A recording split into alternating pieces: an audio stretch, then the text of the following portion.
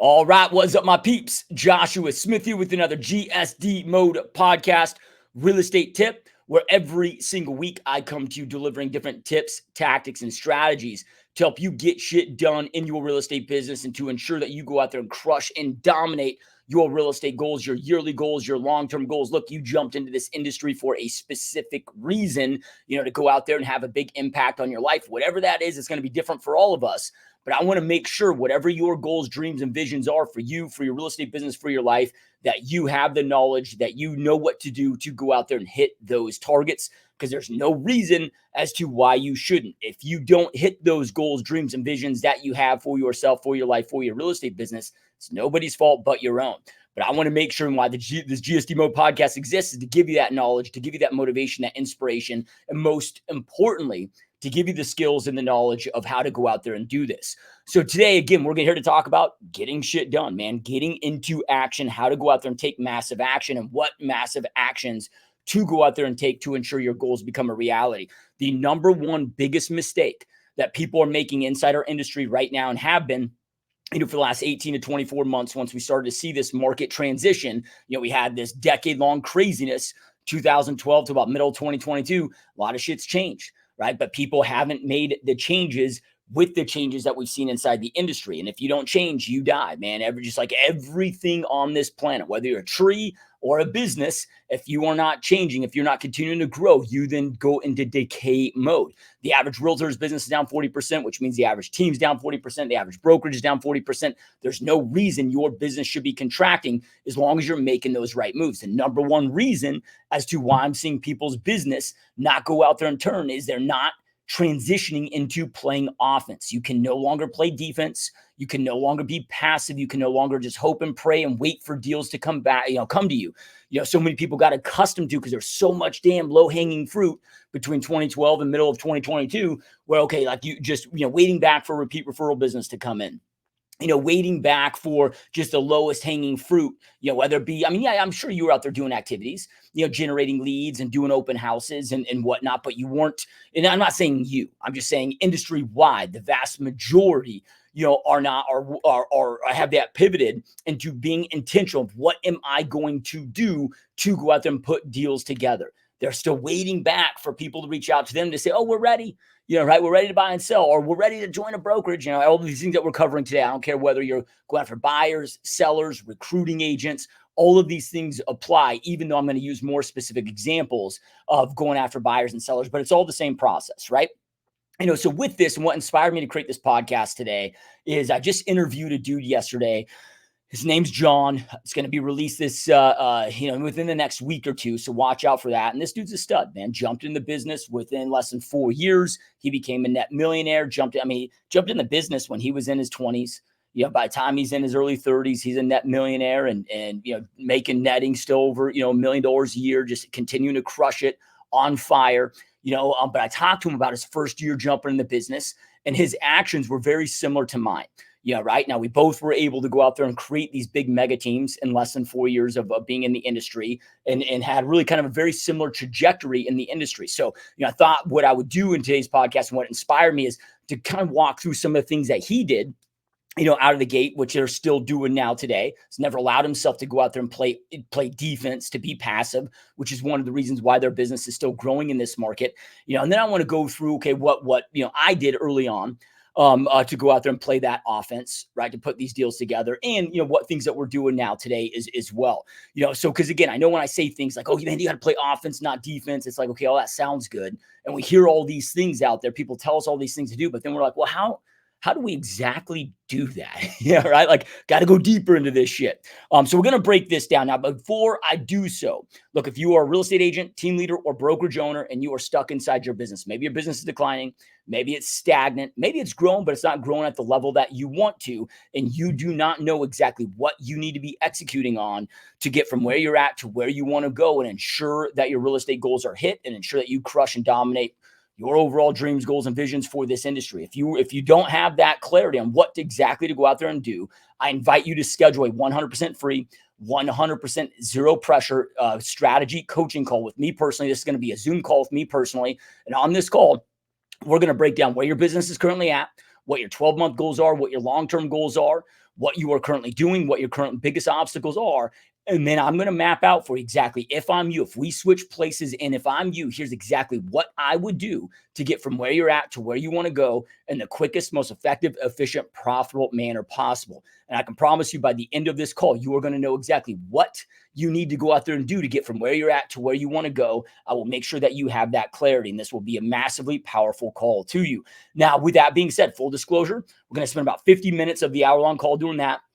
Then I'm going to spend about 10 minutes walking through some of my coaching options and seeing if it's a possible fit for you. And if it is, cool. If not, that's okay too. Like I said, everything I do, zero pressure. I'm not going to beg you to join. I'm not going to hard pressure you. I'm not going to, make you feel guilty or beg you to whip out a credit card. That's not my style. Hey, if it's for you, cool. If not, that's okay too. We can still be friends. But I want to make sure, and the reason why I started doing these recently is I want to make sure that you know exactly what to do. There's no reason, especially if I'm offering this for you and you're not taking advantage of it, there's no reason, nor excuse that you can hide behind of not knowing what to do. So if you want to schedule this with me personally, go to www.gsdmode.com/Zoom call. There'll also be a link below, whether you're listening or watching this, but it's www.gsdmode.com/Zoom call. The only stipulation that I have is if you schedule this, that you show up. Look, I'm willing to take time out of my busy day, my busy life, away from my businesses, from my family, and pour into you. And I promise you, this will be one of the most powerful calls that you've ever had.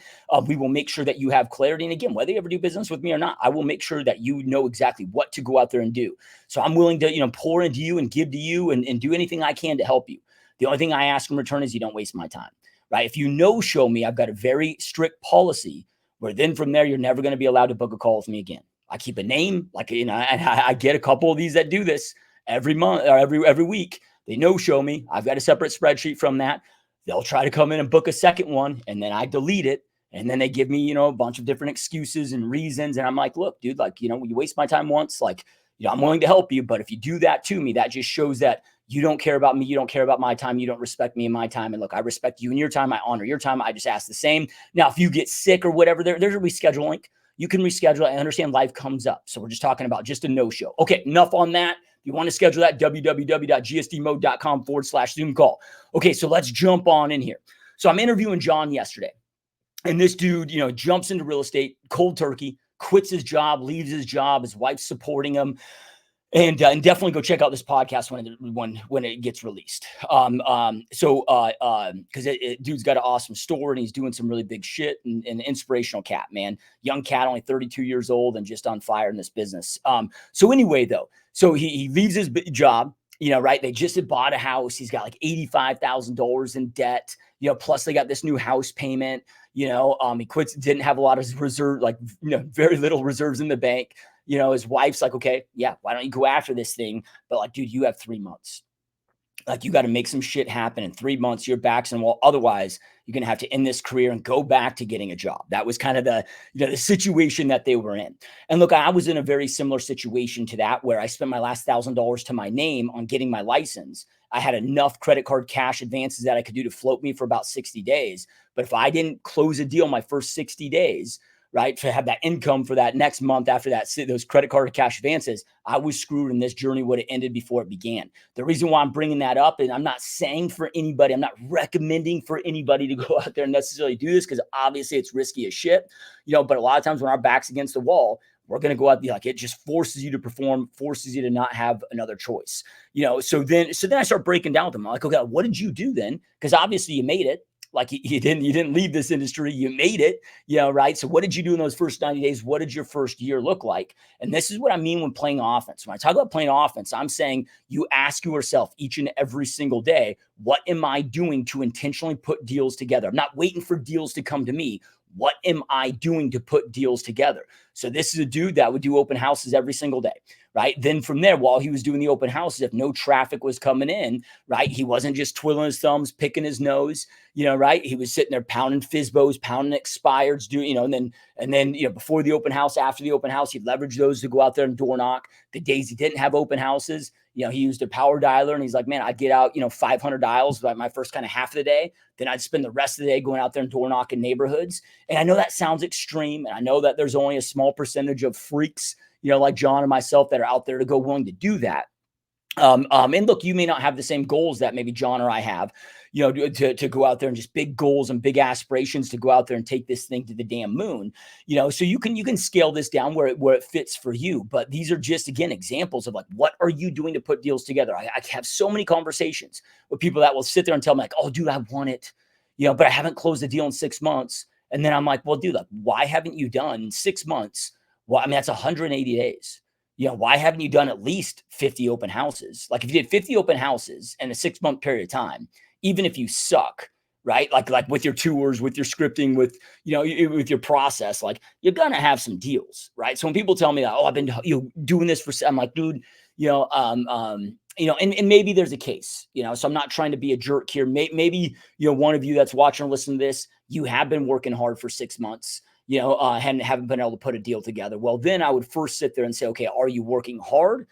Or are you just allowing yourself to be busy? Because our minds can trick ourselves on that. There's a big difference between being busy and being productive, right? A lot of people, get themselves being busy of, oh, I'm going to go out there and create all this social media content. I'm going to go out there and listen and watch podcasts. And look, I listen to, I listen to about 3 hours a day of content information. I'm always growing and expanding my mind, but I don't confuse that with work time. Listening to a podcast is not work time. This is the shit that I'm doing while I'm working out, while I'm getting ready in the morning, while I'm driving, which I know is, what most of you are doing, as well. It's one of the reasons why we get about 10 or 20x the amount of audio downloads than we do on YouTube. Because I know most of you are listening to this and integrating that. So I know that's not a mistake that you guys are making, but I know a lot of people that do hide behind this stuff. They're finding ways to be busy, but not truly productive. So they're hiding behind the shit that maybe they're afraid of doing that is going to lead to those results, right? So he just went out there, crushing those, but it was just,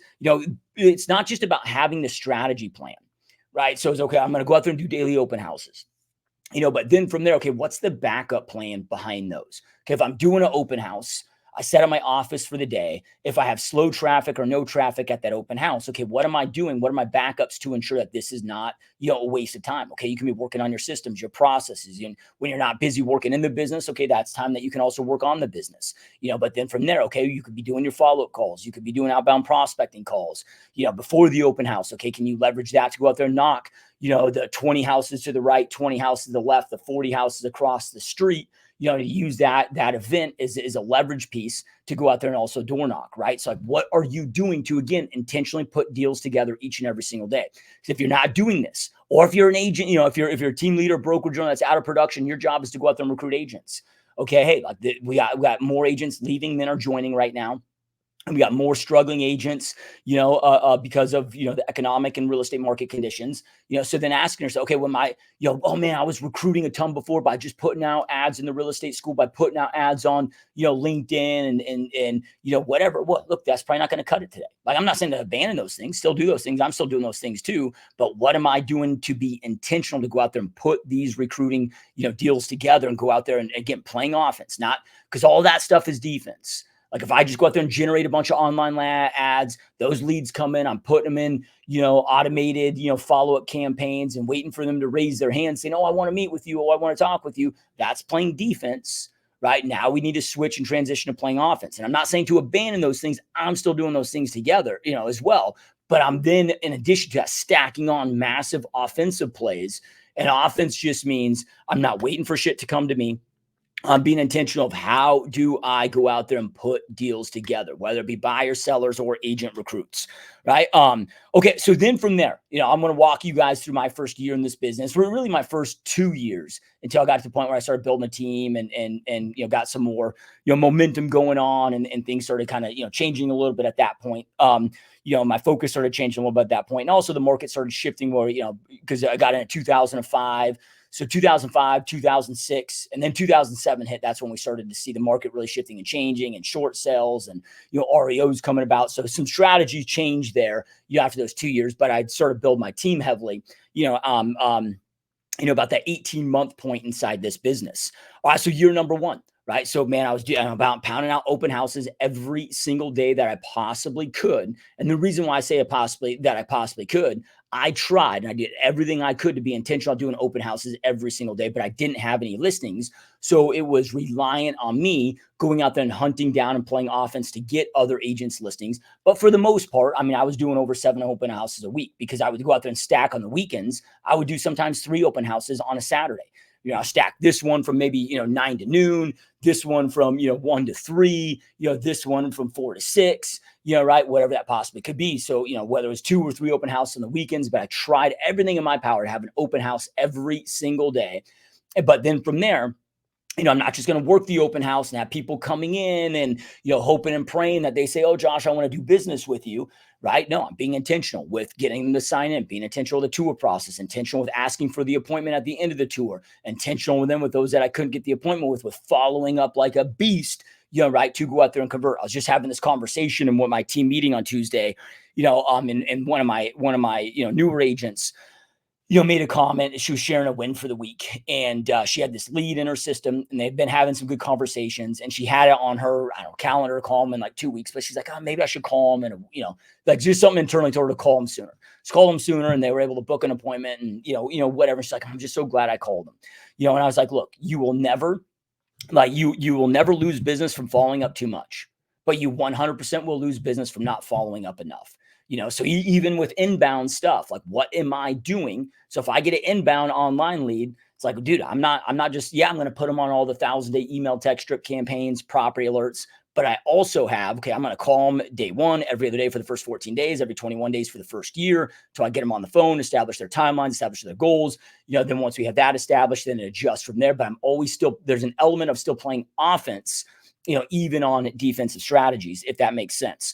Okay, so I'm out there, first year, pounding open houses, right? Then from there, and of course, during the open houses, just like with John, now I wasn't calling for sell by owners and expires. I didn't start really pounding expires until I was, about my second year in the business. But my first year, I was using that time to do what? Following up with all the open house leads that I had. I was using that time to go out there and practice my listing presentations, none of it was downtime. It was either working on the business where I was mastering and getting my process and systems in place and refining my skill set, or it was, heavy follow-up time, with leads that I had in there. Then from there, I had what I call my Home Depot parking lot strategy.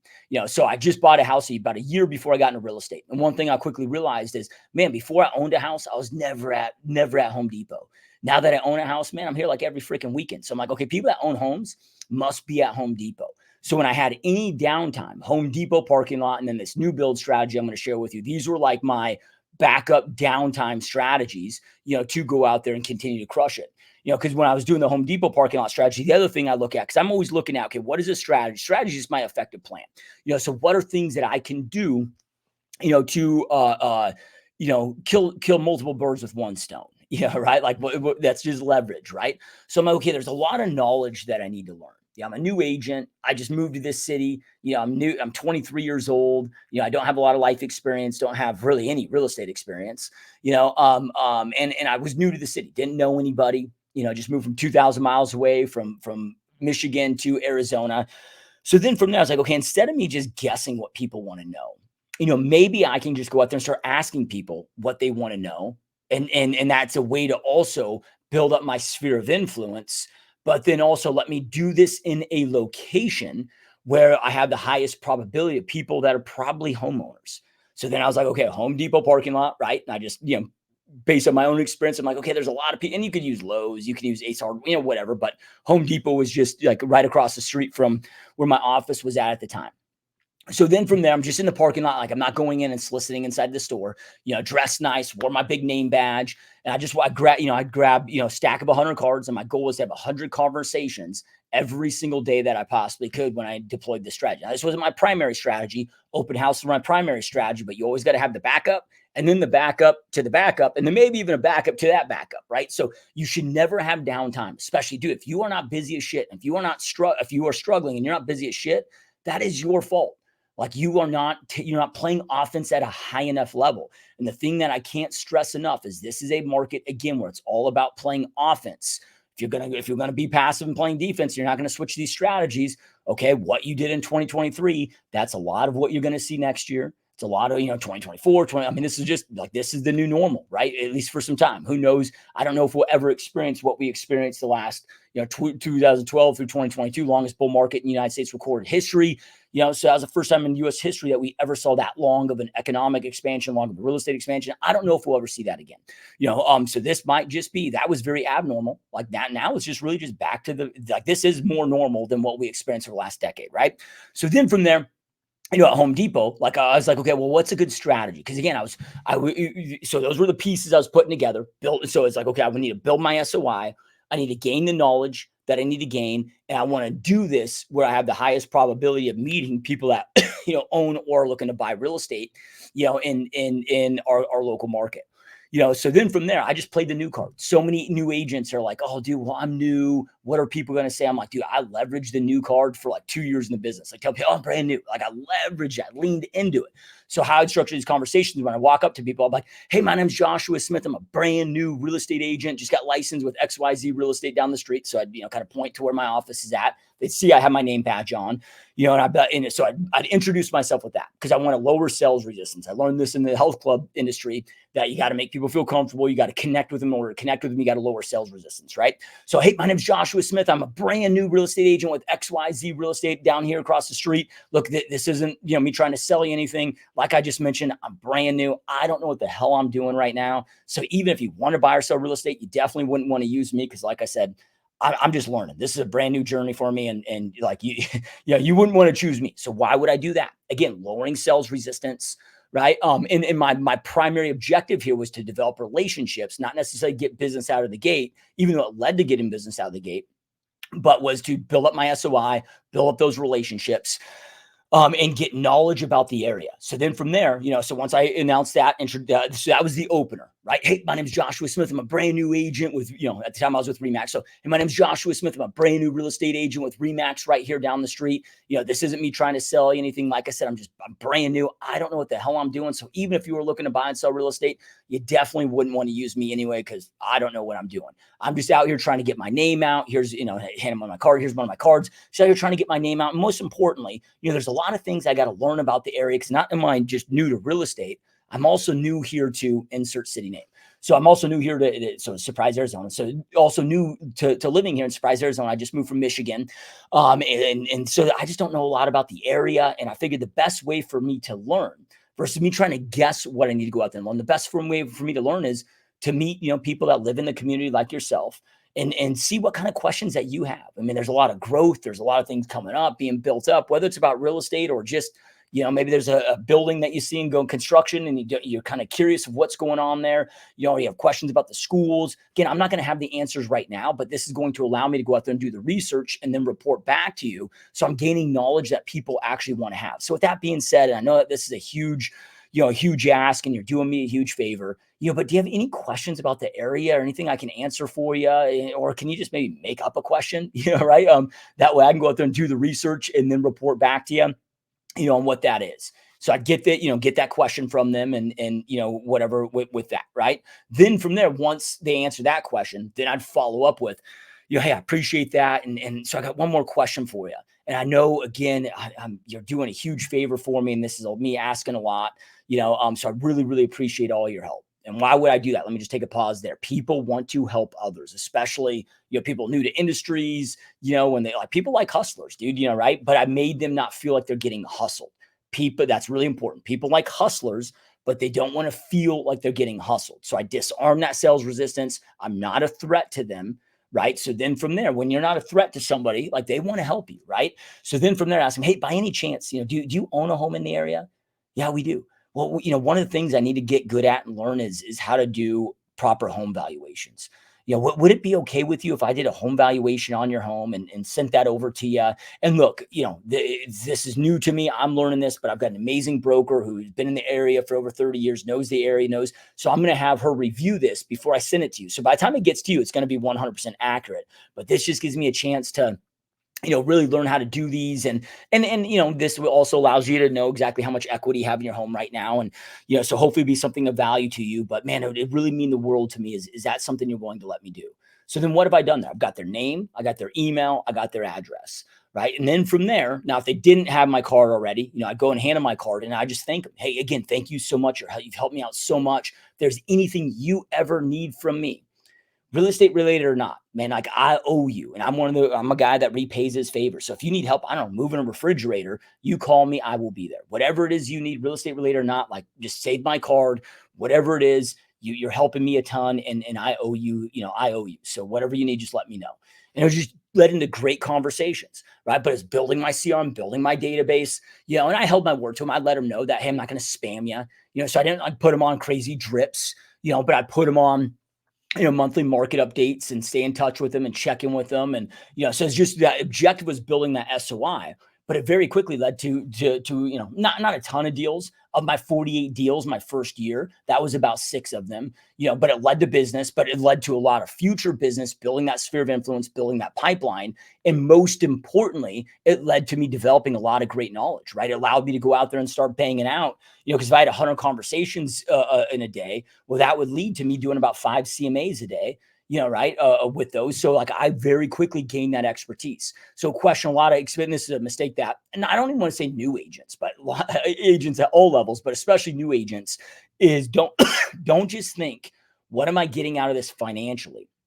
Also think, what am I getting out of this in regards to what skill sets am I acquiring, who I'm becoming, all of this different stuff. It was like with my first mentor, I didn't care what the splits were. I didn't care what I had to pay them.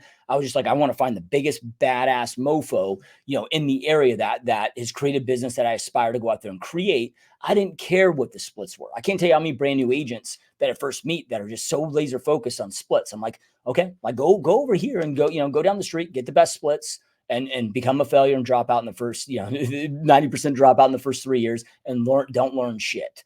Yeah. Right. Or, you might pay, come and, join the team component, whatever. Yeah. You might pay, you have to give up 50% of your commission, but I guarantee you're going to do a hell of a lot more business and who you're going to become, right. Whatever that is. Right. So don't allow and I'm not saying to go out there and join a team. I'm not telling you to do that. Right. I'm just saying to not be shallow in thought and think deeper on, it's not just of the monetary aspect that you're getting from experiences. Also, what are the skills that I'm acquiring and learning, and what are those long-term relationships that I'm building that can lead to that future business through this? You want to put that full scope together. Okay, so that was my backup to open houses. Then I had another backup, right? So again, you have multiple backups to the backup to the backup, right? So then from there, okay, like every single weekend before I do my open houses, I'd go out there and tour new builds, right? So with the new builds, now this wasn't, this is kind of a more passive strategy.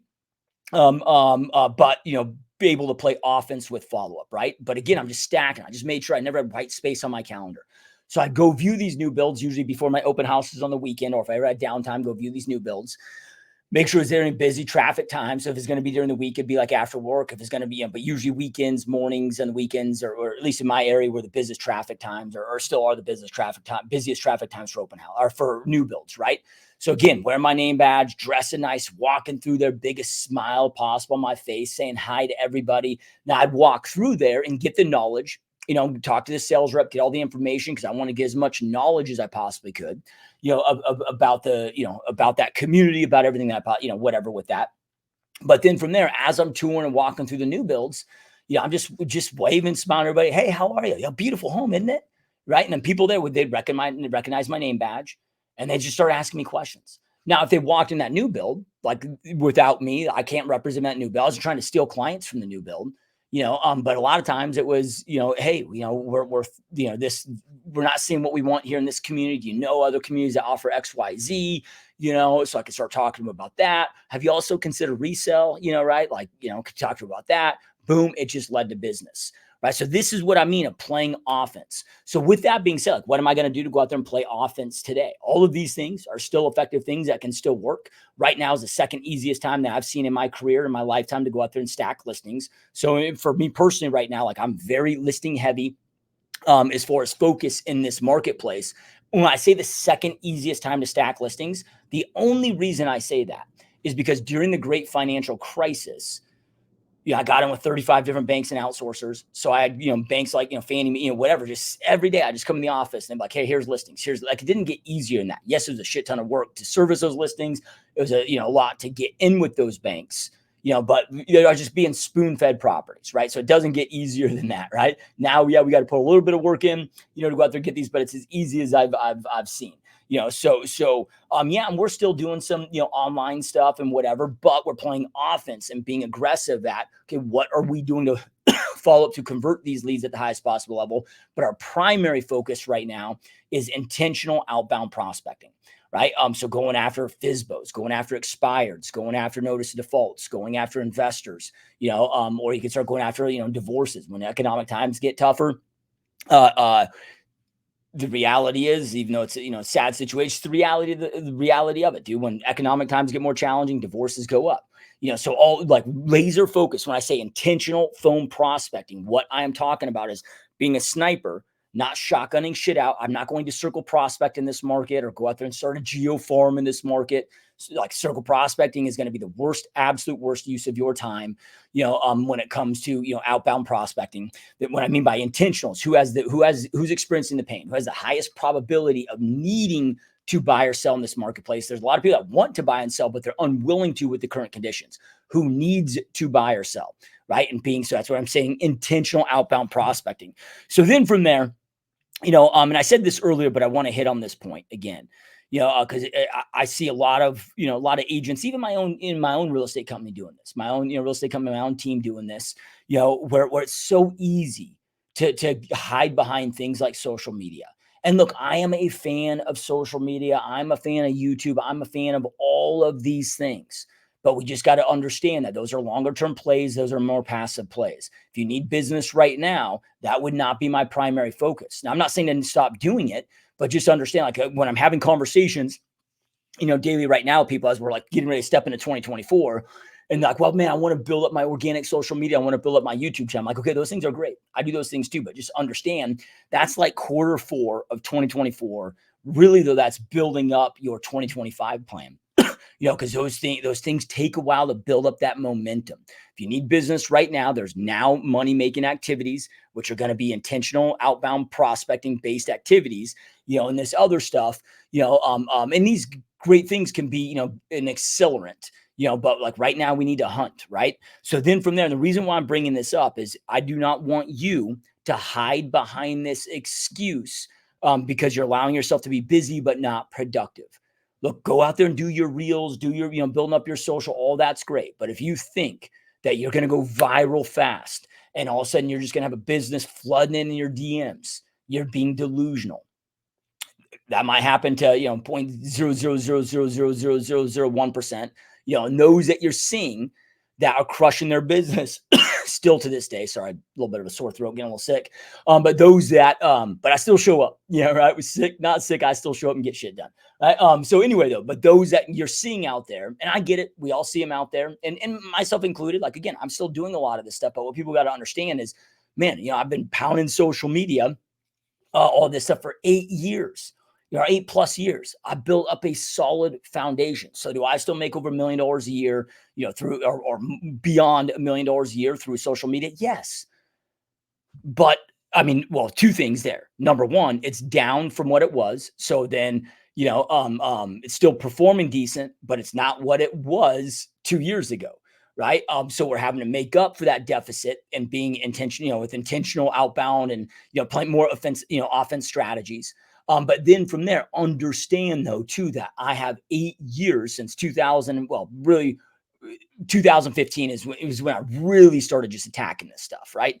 But of course, been on social media a lot longer than that, but that's 8+ years or a decade of building that foundation, building that momentum, having 7,000 plus, past clients, and, that we have all those connections, and, so it's just a different scenario, different situation. So sometimes we got to be difficult when it comes to comparison.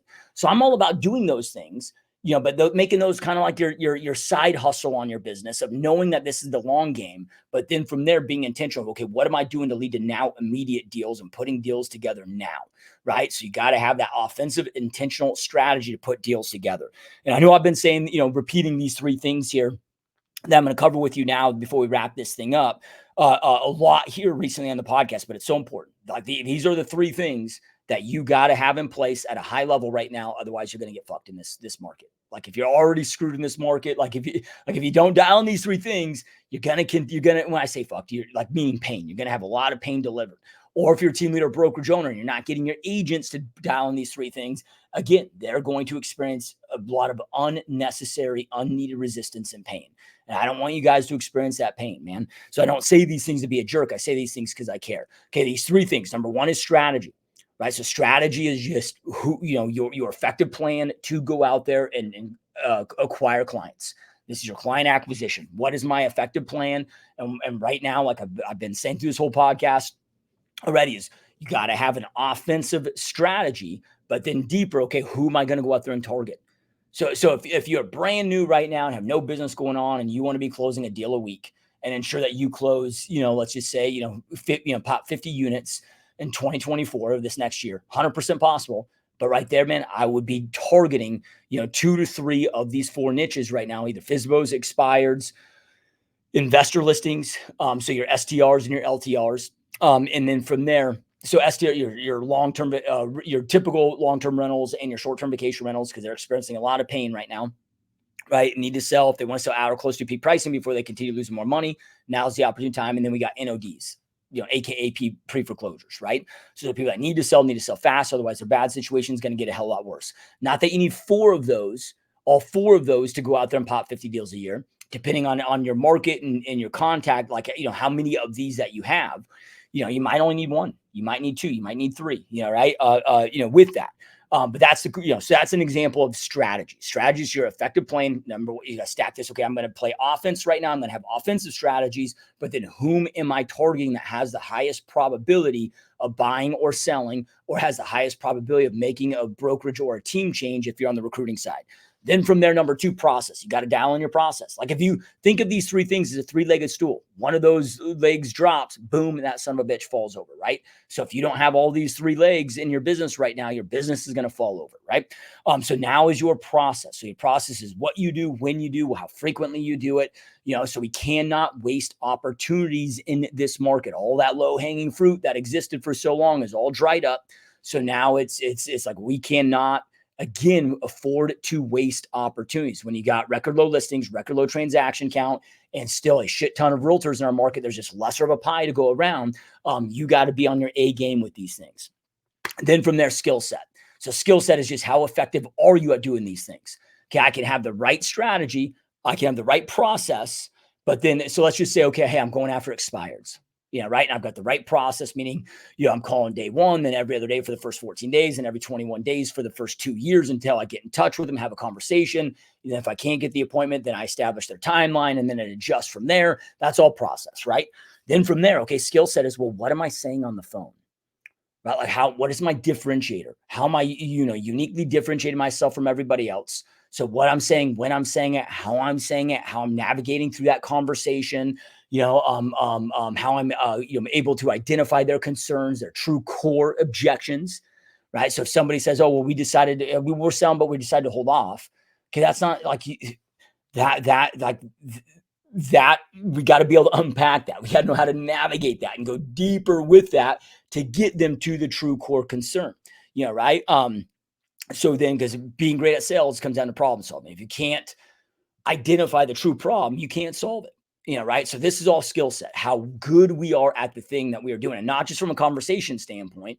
The conversation standpoint is going to allow you to book the appointment, but then your skill set on, appointment confirmations and how well you're presenting that appointment and then leading the process. Like skill set goes all the way through here, but we got to dial in these 3 things. So strategy, process, and skill set. Now, here's the blessing of this. These things do not take a long time to get dialed in. Like you can master these things pretty fast. The blessing of this is 95% plus of our industry will never take the time to do any of this stuff. The one thing I love about this industry, it's very saturated, but there's, 90 or what's it? 7% of our industry makes 93% of the income. 93% of the industry makes 7% of the income, right? Like we're in an industry with so many uncommitted people. You dial in these 3 things, it's like fishing with dynamite. You will not have any competition. You will just go out there and slay it, and your mind just becomes blown of, holy shit, there's so opportunities. There's just fucking money and opportunities everywhere inside this industry. Once you hone and dial these 3 things, and then of course, yeah, you got to be consistent, but that's just a given. Right? If there's a magic pill, consistency is the magic pill, right? So dial in those 3 things. All right, so I'm going to end it with this. If you are stuck in your real estate business and you do not know what to do, and I want to lead with this or end with this because, look, I want to remove any reasons as to why you are not going out there and hitting your goals. Because, look, if you don't sign up for this free zero pressure Zoom call, where I'm offering to help you and do a free coaching session with you that I normally charge $1,000 an hour for a coaching session, just so you know. I will make sure that you know exactly what to do to get from where you're at to where you want to go in the quickest, most effective, efficient, profitable manner possible. And on this hour-long Zoom call that we're going to jump on, we're going to spend the first 50 minutes roughly going through this, where your business is at, what your 24 months goals are, what your long-term goal and vision is, because I need to understand all these things to put the pieces together, right? What you're currently doing, what your biggest objections and problems are. And then, more likely than not, we're probably going to be able to discover some problems that maybe you don't have quite awareness of yet. So we know what to anticipate to make sure that we are able to put that plan together. But by the end of this call, I'm going to put a plan together. Hey, I'm you. If we switched roles, right? Like if I was in your shoes, in your situation, here's exactly what I would do to get you from where you're at to where you want to go in the quickest, most effective, efficient, profitable manner possible. By the end of this call, you're going to know exactly what you need to do to get from where you're at to where you want to go. And I'm going to give you that clarity, right? Then, we're going to spend about 10 minutes, just full disclosure, walking through, some of my coaching program options, seeing if they're a possible fit for you. If it is, great. If they're not, that's okay too. We can still be friends. I will still make sure that this call is extremely powerful. Whether you ever do business with me or not, this will be a great use of your time. I can promise you that. You got nothing to lose, everything to gain. I am not some high pressure guy. Everything I do is 100% zero pressure. And the reason why I'm stressing this stuff is, again, I want to eliminate any reason or excuse as to why you wouldn't book this, because I promise you this is going to be a great use of your time.